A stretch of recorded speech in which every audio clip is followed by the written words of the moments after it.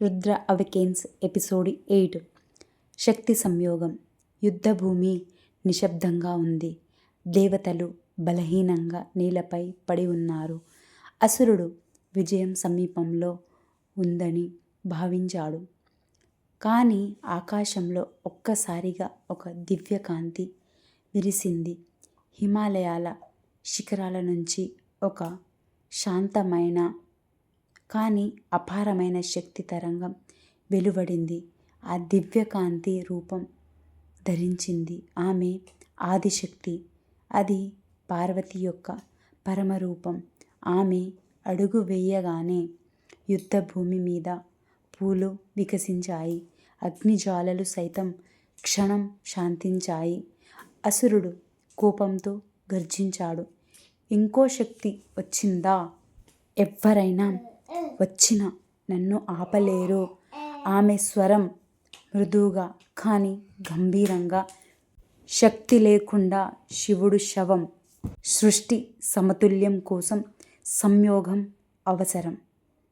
రుద్రుడిగా నిలిచిన లార్డ్ శివ ఆమె వైపు చూశాడు. ఆ క్షణం రెండు శక్తులు ఒకదానిని ఒకటి చేరువయ్యాయి. దివ్యకాంతి రుద్రుని చుట్టూ పరిభ్రమించింది. ఆమె శక్తి ఆయనతో విలీనమైంది.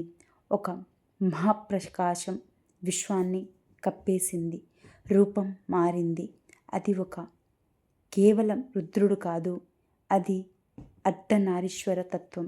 సృష్టి మరియు సంహారం ఒకే రూపంలో కలిశాయి. అసురుడు మొదటిసారి భయంతో వెనక్కి తగ్గాడు. ఆ శక్తి అసాధ్యం అని కేకలేశాడు.